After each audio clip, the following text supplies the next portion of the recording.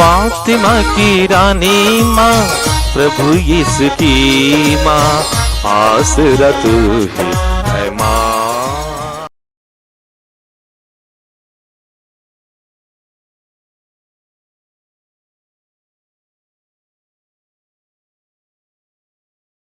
पहला पाठ प्रेरित चरित्र अध्याय 4 पद संख्याएं 1 से 12 तक। पेतरुस और योहन लोगों से बोल ही रहे थे कि याजक, मंदिर आरक्षी का नायक और सादुकी उनके पास आ धमके। वे क्रुद्ध थे क्योंकि प्रेरित जनता को शिक्षा दे रहे थे और यीशु का उदाहरण देकर मृतकों के पुनरुत्थान का प्रचार कर रहे थे। संध्या हो चली थी, इसलिए उन्होंने उनको गिरफ्तार कर रात भर के लिए बंदी गृह में डलवा दिया। फिर भी जिन्होंने उनका प्रवचन सुना था, उनमें से बहुतों ने विश्वास किया। पुरुषों की संख्या अब लगभग 5000 हो गई थी। दूसरे दिन यरूशलेम में शासकों, नेताओं और शास्त्रियों की सभा हुई। प्रधान याजक अन्नस, कैफस, योहन, सिकंदर और महायाजक वर्ग के सभी सदस्य वहां उपस्थित थे। वे पेतरुस तथा योहन को बीच में खड़ा कर उनसे पूछने लगे, तुम लोगों ने किस सामर्थ्य से अथवा किसके नाम पर यह काम किया है? पेतरुस ने पवित्र आत्मा से परिपूर्ण होकर उनसे कहा, जनता के शासकों और नेताओं, हमने एक लंगड़े मनुष्य का उपकार किया है और आज हमसे पूछताछ की जा रही है कि यह किस तरह भला चंगा हो गया है। आप लोग और इस्राएल के सारी प्रजा यह जान ले, यीशु मसीह नाजरी के नाम के सामर्थ्य से ही यह मनुष्य भला चंगा होकर आप लोगों के सामने खड़ा है।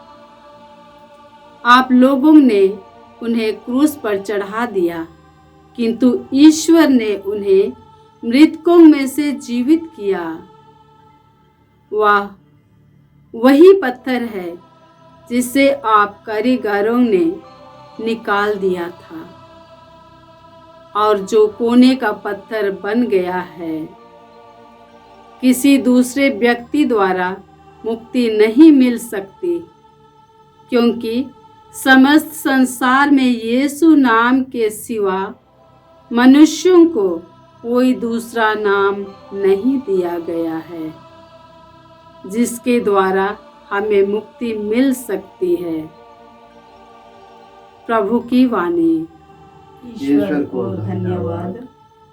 वचन अनुवाक्य। कारीगरों ने जिस पत्थर को निकाल दिया था, वही कोने का पत्थर बन गया है। कारीगरों ने जिस पत्थर को निकाल दिया था, वही कोने का पत्थर बन गया है। प्रभु का धन्यवाद करो, क्योंकि वह भला है। उसका प्रेम अनंत काल तक बना रहता है। इस्राएल का घराना यह कहता जाए, उसका प्रेम अनंत काल तक बना रहता है। प्रभु का पर श्रद्धा रखने वाले यह कहते जाएं, उसका प्रेम अनंत काल तक बना रहता है। अनुवाक्य। कारीगरों ने जिस पत्थर को निकाल दिया था, वही कोने का पत्थर बन गया है। कारीगरों ने जिस पत्थर को निकाल दिया था, वही कोने का पत्थर बन गया है। कारीगरों ने जिस पत्थर को निकाल दिया था, वही कोने का पत्थर बन गया।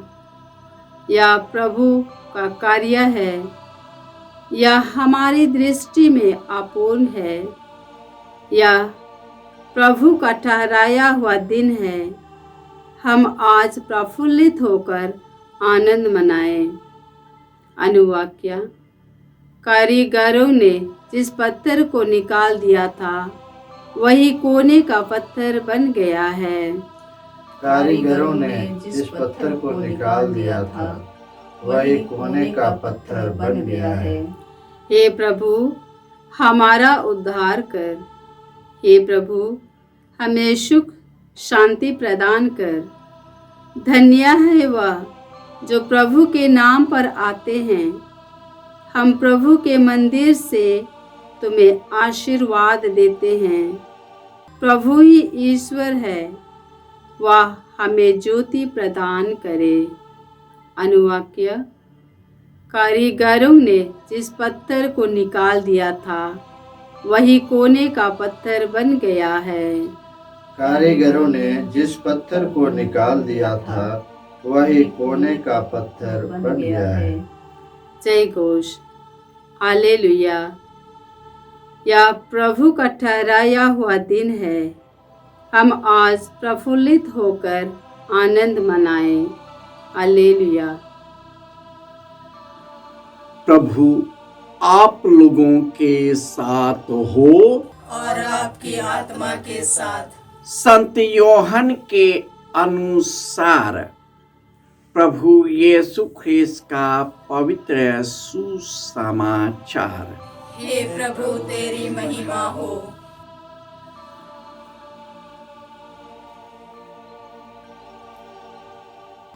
अध्याय 21 पद संख्याएं 1 से 14।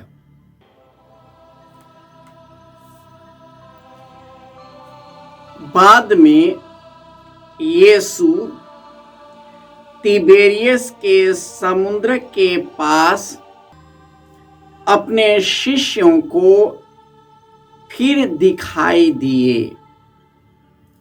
यह इस प्रकार है। सिमोन पेत्रुस, थोमस जो यमल कहलाता था, नथानायल जो गलीलिया के काना का निवासी था, जबेदी के पुत्र और यीशु के 2 अन्य शिष्य साथ थे। सिमोन पेत्रुस ने उनसे कहा, मैं मछली मारने जा रहा हूं। वे उससे बोले, हम भी तुम्हारे साथ चलते हैं। वे चल पड़े और नाव पर चढ़े, किंतु उस रात उन्हें कुछ नहीं मिला। सवेरा हो ही रहा था कि यीशु तट पर दिखाई दिए, किंतु शिष्य उन्हें नहीं पहचान सके। यीशु ने उससे कहा, बच्चों, खाने को कुछ मिला? उन्होंने उत्तर दिया, जी नहीं। इस पर यीशु ने उनसे कहा, नाव की दाहिनी ओर जाल डाल दो और तुम्हें मिलेगा। उन्होंने जाल डाला और इतनी मछलियां फंस गईं कि वे जाल नहीं निकाल सके। तब उस शिष्य ने, जिसे यीशु प्यार करते थे, पेतरुस से कहा, यह तो प्रभु ही है। जब पेतरुस ने सुना कि यह प्रभु है, तो वह अपना कपड़ा पहनकर, क्योंकि वह नंगा था, समुद्र में कूद पड़ा। दूसरे शिष्य मछलियों से भरा जाल खींचते हुए डोंगी पर आए, वे किनारे से लगभग 200 हाथ दूर थे। उन्होंने तट पर उतरकर वहां कोयले की आग पर रखी हुई मछली देखी और रोटी भी। यीशु ने उनसे कहा, तुमने अभी अभी जो मछलियां पकड़ी है उनमें से कुछ ले आओ। सिमोन पेतुस गया और जाल किनारे खींच लाया। उसमें 153 बड़ी बड़ी मछलियां थी और इतनी मछलियां होने पर भी जाल नहीं फटा था। यीशु ने उनसे कहा, आओ जलपान कर लो। शिष्यों में से किसी को भी यीशु से यह पूछने का साहस नहीं हुआ कि आप कौन हैं।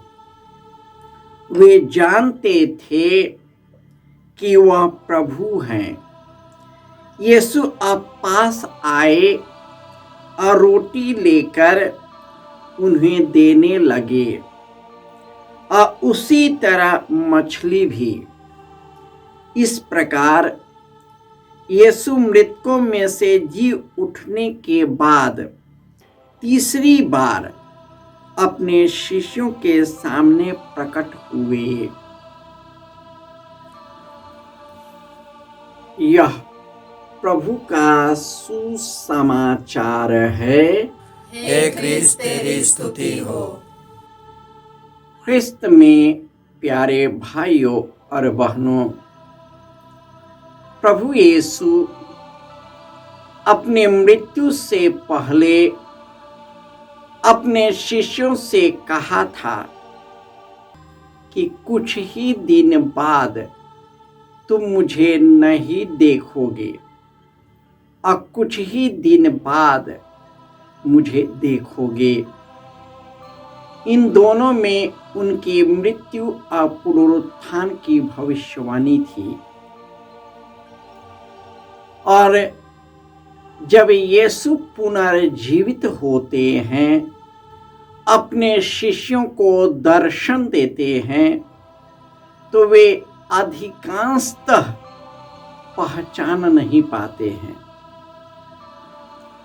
मनुष्य जब दुखी होता है, जब सब कुछ से संतप्त होता है, चिंतित और उदास होता है और कई भावनाओं से ग्रस्त है, उस व्यक्ति को कुछ दिखाई देता नहीं। वह धीरे धीरे स्पष्ट होता है और यीशु बारंबार दर्शन देते हुए उन्होंने यही बात बताई कि देखो, मैं मर गया था, अब जीवित हो गया हूँ और अब से और अनंत काल तक मैं जीवित रहूँगा। और इस प्रकार पेत्रुस जाल लेकर के मछली पकड़ने गए, क्योंकि अपने जीविका को चलाने के लिए वही उसका एक माध्यम था। उसने सोचा कि सब चीज समाप्त है, अब क्या होगा। और इसी उद्देश्य से वह समुद्र के पास मछली पकड़ने जाता है और उसके साथ अन्य शिष्य भी सम्मिलित हो जाते हैं। रात भर उन्होंने मछली पकड़ी, लेकिन उन्हें कुछ भी नहीं मिला। सुबह सुबह यीशु समुद्र तट पर आते हुए उनके पास आए और उन्होंने पूछा कि बच्चों, तुम्हें खाने को कुछ मिला?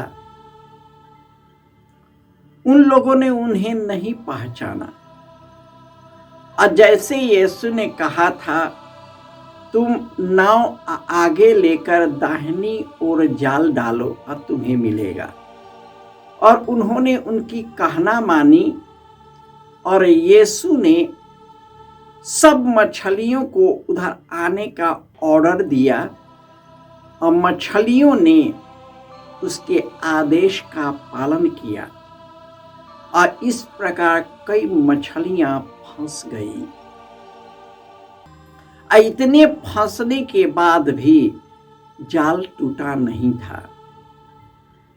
शिष्य के इन सब अनुभवों और पवित्र आत्मा की शक्ति से वही पेतरुस और योहन जो यहूदियों के डर से कमरे में बंद थे, आज उन्हीं के नाम पर निर्भय होकर यीशु के बारे में साक्ष्य देता है। इस प्रकार उन्हें भी गिरफ्तार किया जाता है जिस प्रकार यीशु को गिरफ्तार किया गया। उनसे पूछताछ की गई, परंतु पेतरुस यीशु के पुनरुत्थान के सामर्थ्य से और पवित्र आत्मा की शक्ति से परिपूर्ण होकर उन्हें मुंह तोड़ जवाब दिया कि आप लोगों ने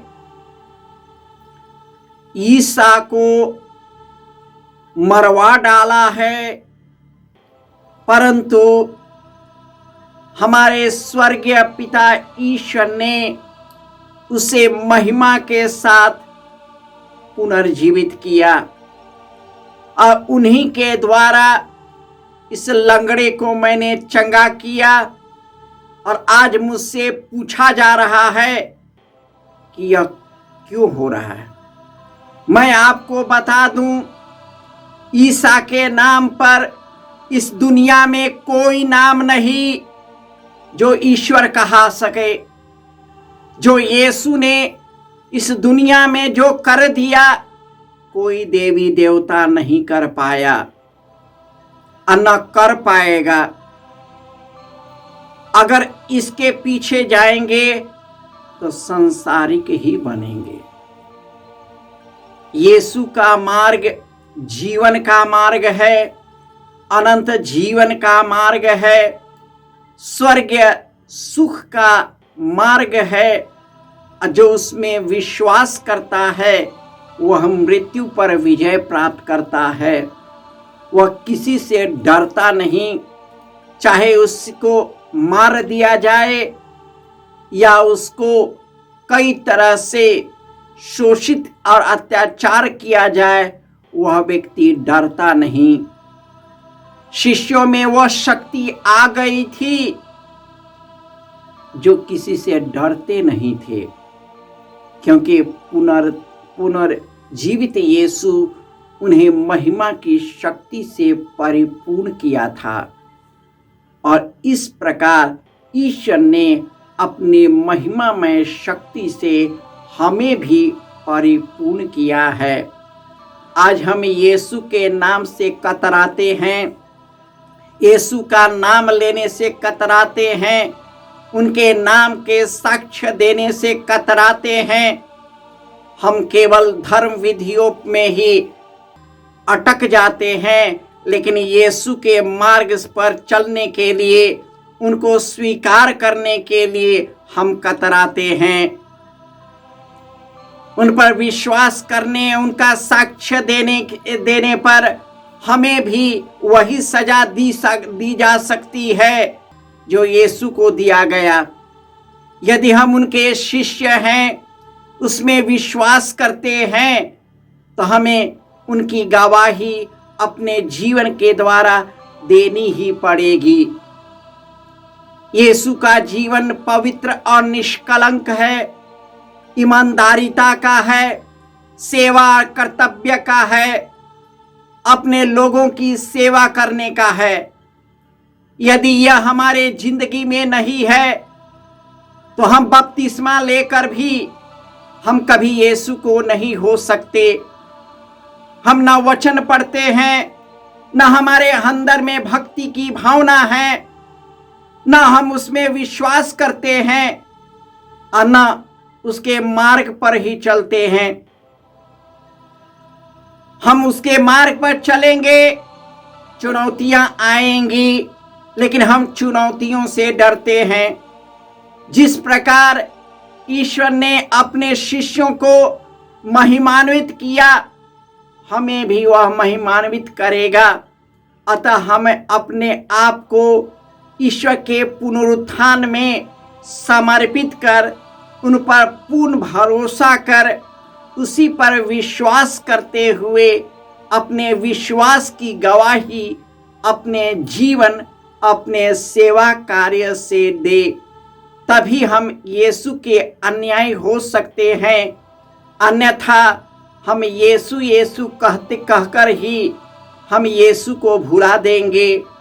न उस पर हम विश्वास करते हैं, न उसके जीवन पर चलते हैं, तो हमें कैसा हम यीशु के अनुयायी बन सकते हैं।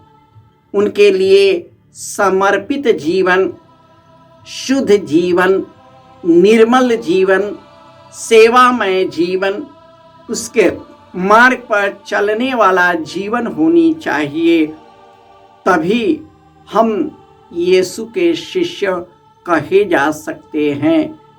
अन्यथा हम उसका नाम ले लेकर ही हम उनको गिरा सकते हैं।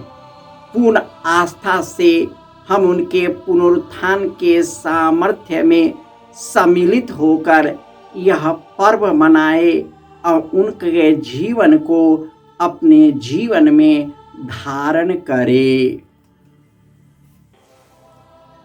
जय यीशु।